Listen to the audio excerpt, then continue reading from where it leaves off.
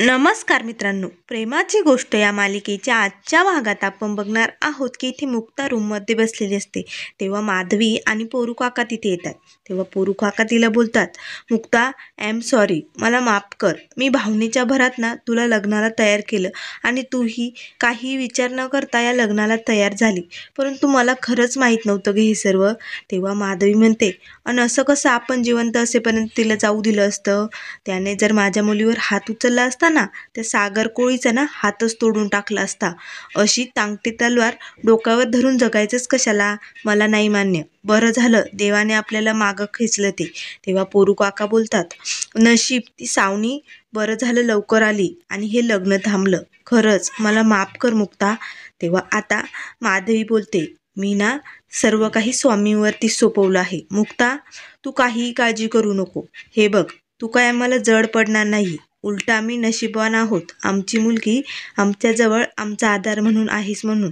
तेव्हा आता मुक्ता शांत बसलेली असते. ती काहीही बोलत नाही. माधवी बोलते, अगं मुक्ता, काहीतरी बोल ना बाळा. तेवढ्यात सायली तिथे दरवाजात येते आणि म्हणते, मी आतमध्ये येऊ का? तेव्हा माधवी म्हणते, हो हो या ना. मग लगेच सायली बोलते, मला आहे ना मुक्ताशी जरा बोलायचं होतं एकटी बरोबर. तुम्ही थोडा वेळ बाहेर जाल का? तेव्हा माधवी म्हणते, नाही आत्ता नको. तर मुक्ता म्हणते, आई बोलू दे त्यांना, आणि तू आणि बाबा खाली जा आणि ती सावनी गेली की काय ते बघा. आणि आई तू शांत राहा, कुठल्याही वादात पडू नको आणि स्वतःला त्रास करून घेऊ नको.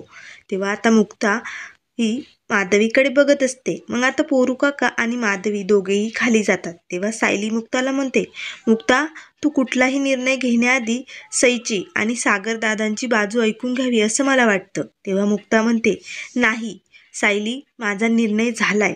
त्यानंतर इथे आता सागर हा अर्जुनला म्हणत असतो, आता डॉक्टर मुक्तांचा खूप मोठा गैरसमज झालाय, त्यामुळे आता त्या कुणाचंही ऐकणार नाही. मी त्यांना चांगलं ओळखतो.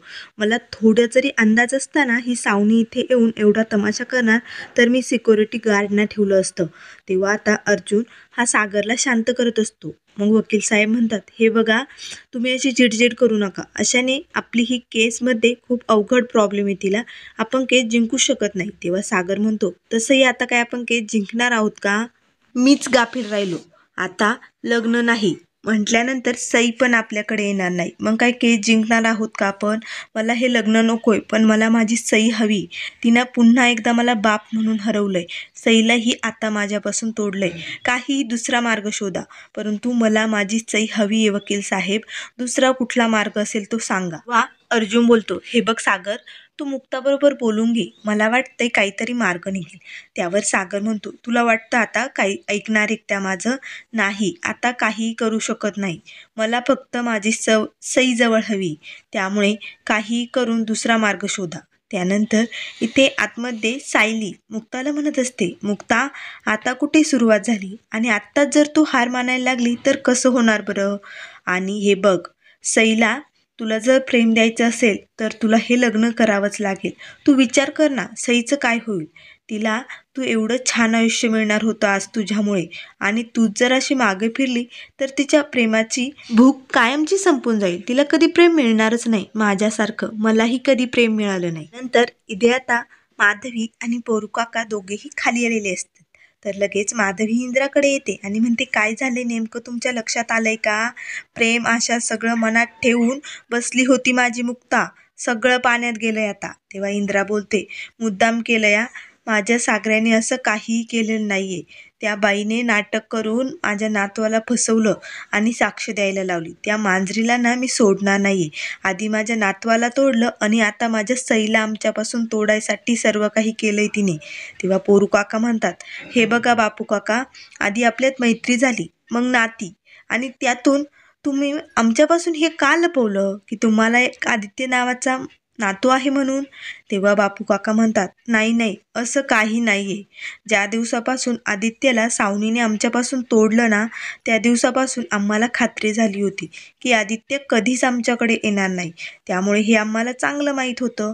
त्यामुळे आम्ही मनापासून ठरवलं होतं की जो माणूस आपल्या घरात येणारच नाही त्याच्याबद्दल बोलायचंच नाही. म्हणून आम्ही सांगितलं नाही. आणि हे बघा, आमचा नातू आमच्यापासून दुरावलाय, परंतु आमची नात सई आम्हाला आमच्यापासून गमवायची नाही हो. म्हणून हात जोडून मी विनंती करतो, प्लीज हे लग्न मोडू नका. तेव्हा माधवी बोलते, आता यात आम्ही काय करणार आहोत? आता जे काही मुक्ता ठरवेल ना तेच होणार आहे, त्यामुळे आता कोणीही मध्ये न पडलेलंच बरं. तर इथे मुक्ता सायलीला म्हणत असते, माझा निर्णय झालाय आणि मी हा निर्णय फक्त सईसाठी घेतलाय. तेव्हा सायली म्हणते, लग्न मोडायचा निर्णय ना? तेव्हा मुक्ता म्हणते, नाही, लग्न करण्याचा निर्णय. तुला काय वाटलं मी माझा निर्णय बदलेल असं कुणाचंही ऐकून? नाही. त्या सावनीला मी चांगलं ओळखते. आत्ता बाहेर जे काही केलंय ना त्यावरून तर मी आता हे लग्न करणारच आहे. मी स्वतःहून सावनीच्या हातात सईला सोपवलं होतं. तेव्हाचे तिला सर्व काही क्षण आठवतात. कारण माणसं आहोत ना आपण, माणसांकडून चूक होतेच आणि तीच चूक सावनीने केली. 6 महिन्याची असतानाच ती तिला सोडून गेली. ज्यावेळी सई सागरचं घर सोडून जात होती ना सावनीकडे, त्याच वेळेस मला कळलं होतं नक्की काहीतरी गडबड आहे. आणि त्याच दिवशी मी त्या सावनीकडे सोडलं. मात्र तिने सईला कधीच प्रेम दिलं नाही. तिने या संधीचं सोनं करायला हवं होतं. सईला भरभरून प्रेम द्यायला हवं होतं. मात्र परंतु तिने तसं केलं नाही. ती फक्त तिच्या जुन्या नात्यातच अडकून पडलेली होती. आणि इथे तर सागरच्या घरात तिचा लकी काका, कोमल आत्या, आजी, बाबा सगळे सईवरती खूप प्रेम करायचे. मात्र सावनीकडे गेल्यापासून तर तिच्याबरोबर कोणीच नव्हतं. ती एकटी पडल्यासारखी झाली होती. आणि त्यानंतर तर मी ऐकलं, सावनी आणि हर्षवर्धन प्लॅन करत होते सईला हॉस्टेलवरती टाकण्यासाठी. आणि या हॉस्टेलवर ती किती एकटी पडली असती यावरून ती माझ्या कुशीत येऊन रडलेली आहे. ती मला म्हणालेली आहे, मुक्ता आंटी मला तुझ्या घरात लपव, मला मम्मा हॉस्टेलवरती टाकणार आहे, मला नाही राहायचं हॉस्टेलवरती. माझ्या कुशीत येऊन ढसाढसा रडलेली आहे सई. त्यामुळे सईच्या प्रेमासाठी मला हा निर्णय घ्यायचा आहे. तेव्हाच मला जाणवलं, सईला मला आयुष्यभराचा आनंद द्यायचा आहे.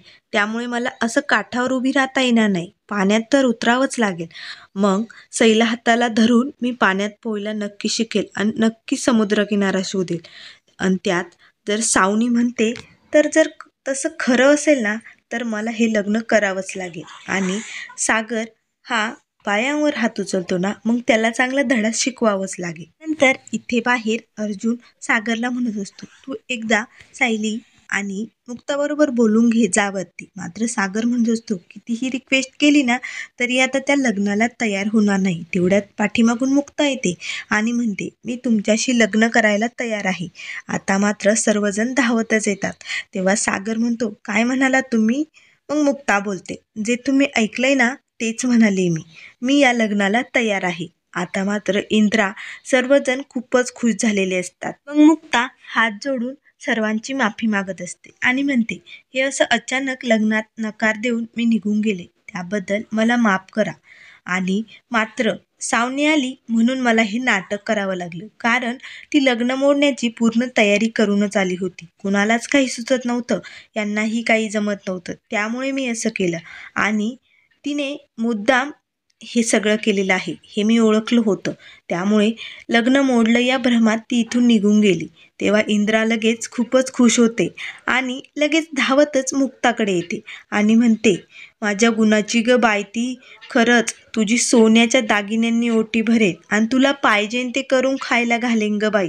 खरंच ग बाई, लई मन जिंकलंय ग बाई तू आज माझं. आता मात्र इंद्रा खूपच खुश होते. तेव्हा सायली येते आणि म्हणते, देवकीसारखं जीवापाड प्रेम करतेस तू सईवर. तिच्यासाठी तुझ्या इच्छा स्वप्न अशी सहज दूर केलीत तू. आजकाल अशी लोक पाहायला पण मिळत नाही. खरंच मुक्ता तुझा खूप अभिमान वाटतो. तेव्हा इंद्रा आता लगेच एकविरा आईला हात जोडते आणि म्हणते, खरंच तुझ्यामुळे एवढी हुशार अन गुणी पोरगी सून म्हणून मिळाली ग बाई एकविरा देवी मला. लगेच ती लक्की आणि मिहिरला म्हणते, पटकन गुरुजींना बोलवा, परत कोणी यायच्या आधी आपल्याला लग्न करून मोकळं व्हायचंय. चला चला बरं पटकन. आता ती सर्वांना घाई करत असते. तरी ते आता सागर आणि मुक्ताचं लग्न होणार असतं. त्यानंतर मित्रांनो पुढील भागामध्ये आपल्याला बघायला मिळेल, इथे सावनी आणि हर्षवर्धन पार्टी करत असतात. दोघेही ड्रिंक घेत असतात. तेव्हा लगेच सावनी म्हणते, चल मुक्ता आणि तिच्या आणखीन एका लग्न मोडल्याबद्दल. तरी ते आता सागर आणि मुक्ताचं लग्न सुरू झालेलं असतं. सागरने मुक्ताच्या गळ्यात मंगळसूत्र घातलेलं असतं. तरी ते हर्षवर्धन म्हणत असतो, सईला माझ्याकडे त्याच्या नाकावर टिचून मी घेऊन येणार आहे आता. बघच हर्षवर्धन काय नाव आहे माझं ते.